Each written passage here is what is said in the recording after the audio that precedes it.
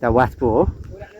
ऊ पर देखेको चाहिँ अब टार केराबारी हो, दामी देखिन्छ।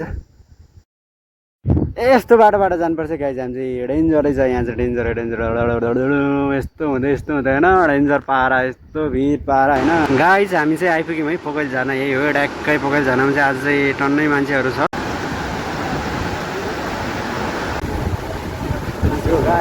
लेट्स गो, फाइनली हामी चाहिँ पोखैल झर्नामा आइपुगिसक्यौँ है गाइज। हामी चाहिँ यसरी खस्यौँ बिचतिर यता पुलतिर।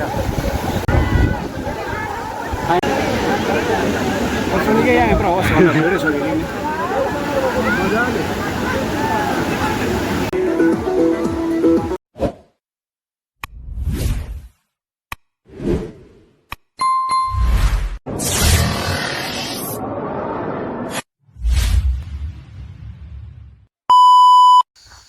Welcome back to my YouTube channel. नयाँ भिडियोमा सबैलाई स्वागत छ। आज चाहिँ हामी टक्का लाएर पोखैल झर्ना घुम्न जाँदैछौँ। आज चाहिँ किनभने असार 1 गते, यो भिडियो हाल्दा चाहिँ कति दिन हुन्छ त्यो थाहा हुँदैन, तर आज चाहिँ असार 1 गते हो। त्यही भएर हामी चाहिँ पोखैल झर्नातिर घुम्न जाँदैछौँ। हाम्रोबाट चाहिँ करिब यहाँबाट 1-1.5 घन्टा जति, 1-1.5 घन्टा त होइन, 15 मिनट 10-15 मिनट लाग्छ। टक्का लाएर आज जाँदैछौँ। आज चाहिँ त्यहाँनिर ठुलै जात्रा जस्तै हुन्छ, मान्छेहरू धेरै नै भिड लाग्छ। त्यही भएर के कस्तो हुन्छ हामी चाहिँ अब जाँदैछौँ। मैले अगाडि 2 जना छ अनि 1 जना यता भति छ अनि म यहाँ छु। अब हामी जाँदैछौँ अनि अब डाँडातिर नि भिडियो बनाउँछु हल्का म, के कस्तो हुन्छ अगाडि गएर भेटौँला है त।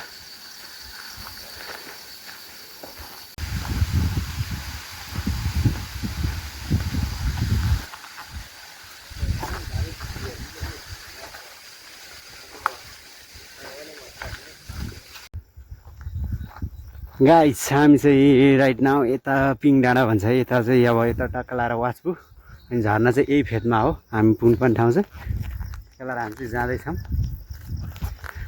अगाडि टोलीहरू, हाम्रो घर चाहिँ पारी जिम्पाखामा पर्छ, जो उताबाट आएको। अहिले चाहिँ हामी टक्का लाएर यता डाँडा पिङ डाँडातिर, पुरानो बजार पिङ डाँडातिर छौँ। यहाँबाट नि भ्यू बढी चाहिँ एकदम दामी देखिन्छ। पारी रामेछाप वारी ओखलढुङ्गा भयो। अब यता टक्का लाएर ठाउँहरू चाहिँ असाध्यै राम्रो छ है। एउटै एउटा फोटो खिचेर लाइले म त ढिलो सही मनाङ मलाई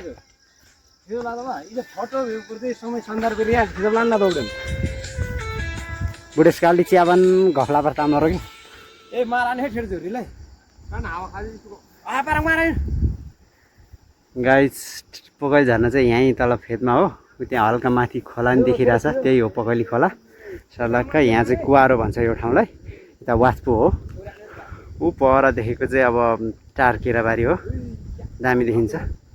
यता शीर्षे तल लिखु कोसी भइहाल्यो। लाएर हामी चाहिँ यता जाँदैछौँ है त यसरी।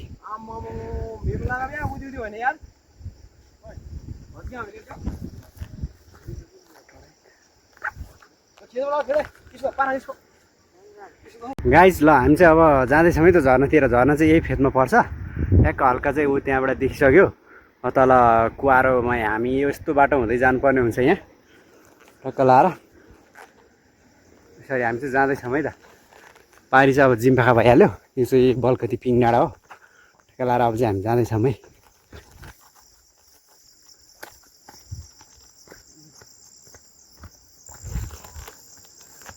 यहाँ त चाहिँ यसो फोटो सेसन कार्यक्रम चल्दैछ।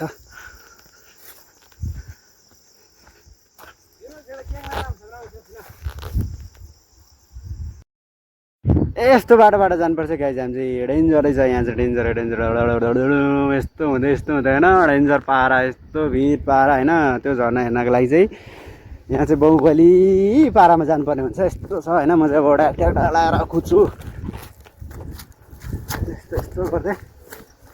टोलीहरू चाहिँ तल पुगिसक्यो। यस्तो बाटो जानुपर्छ कि त्यो झर्ना चाहिँ गाइज। यस्तै बाटो चाहिँ डेन्जर है, बाटो डेन्जर गाइज, बाटो डेन्जर भयो भने अब चाहिँ पुग्ने लागिमै, हामी झर्न पुग्ने लागिमै यस्तो छ है। टोलीहरू जाँदैछन् यस्तो ट्याक्टर लाएर, मान्छे चाहिँ धेरै जस्तो देखिन्छ आज होइन। ट्याक्टर लाएर हामी चाहिँ जाँदैछौँ, बाटो डेन्जर छ। त्यही भएर अब मोबाइलमा भन्दा नि हामीले बाटोमा विशेष ध्यान दिनुपर्ने हुन्छ। आएको छ है टोलीहरू, खरा पसिनै भयो। ओह्राल झर्दै उकाल झर्दा त अहिले झन् गाह्रो हुन्छ।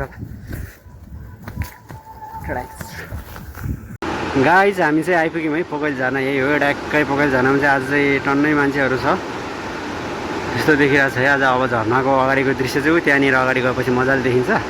अहिले चाहिँ हामी अलिक यता वरा डाँडामा छौँ। अहिले अगाडितिर गएर पनि म देखाउने छु।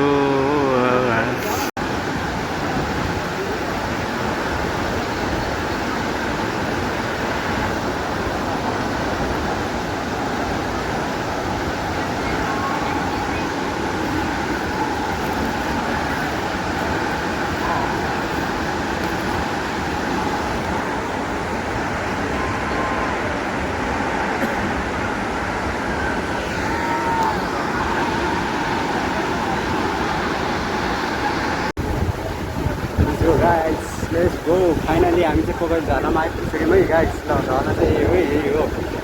ट्याक्क लाएर यसको हाइट चाहिँ 131 मिटर हो। यस्तो डेन्जरै छ है। अहिले मान्छेहरू पनि यत्तिको जम्मा भएको छ। हामी क्यामेरातिर चाहिँ बबालाई पानी लागिरहेछ। अब राम्रो आउँदैन होला। भाइ जम पारी जम।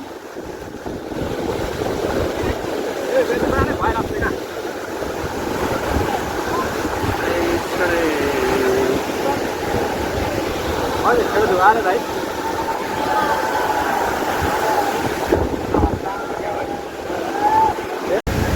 गाइज हामी चाहिँ यसरी फस्यौँ नि बिचतिर यता पुलतिर।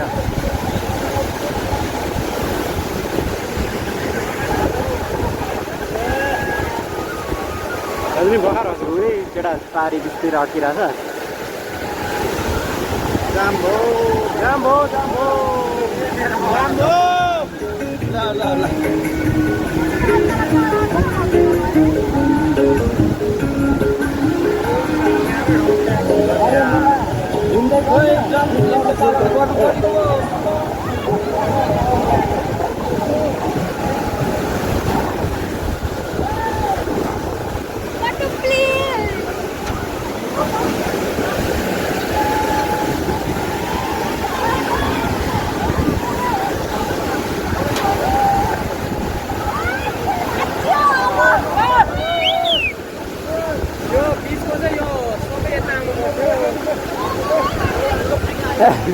यो आज छुट्छ होला हौ। यो पुल भएको छ होला आज।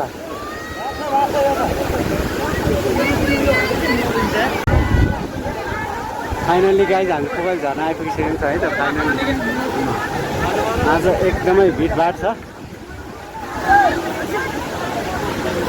त्यहाँ लाएर यस्तो छ है झरनाको दृश्य आजको।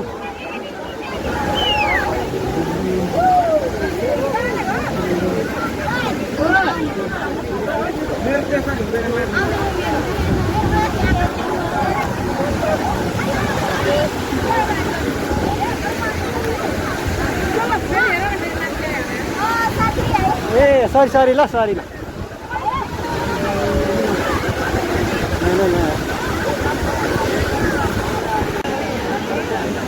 सुनिकै यहाँ पुरा होस् धेरै सुनिकै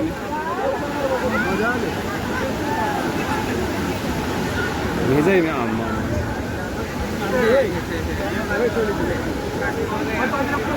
गाइज अहिले चाहिँ हामी अब माथितिर जाँदैछौँ है झरनाको अलिक बिचतिर। यस्तो लगाएर यहाँबाट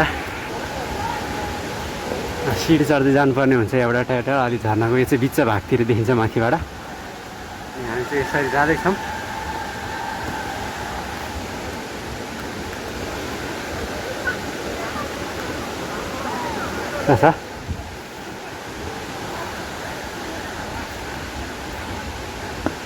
झरना चाहिँ अब यता भइहाल्यो। यताबाट साइडबाट चढेर चाहिँ फेरि आधी ठाउँतिर पुग्न सकिन्छ भनेर हामी यताबाट जाँदैछौँ।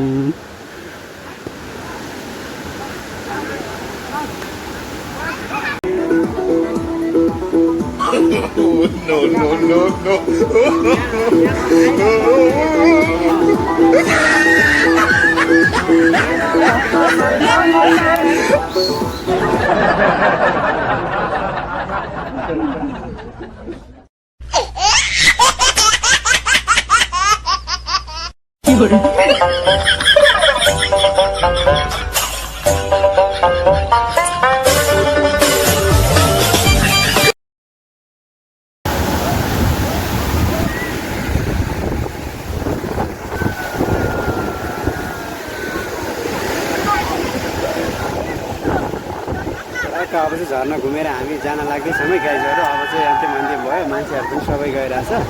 यता यहाँबाट तल चाहिँ हाँदिदा भन्ने पनि छ, त्यताबाट तल यो चाहिँ माथि झर्नु भइहाल्यो।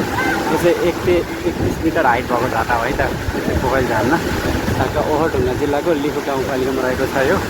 अनि यहाँ चाहिँ आज चाहिँ साउन 1 गते भएको हुनाले मान्छेहरू धेरै नै घुम्न आउने गर्छ। यहाँ रामेछाप लगायत ओखलढुङ्गाको विभिन्न ठाउँदेखि यहाँनिर चाहिँ घुम्न आउने गर्छ। यहाँ नाच्ने त्यस्तै छ।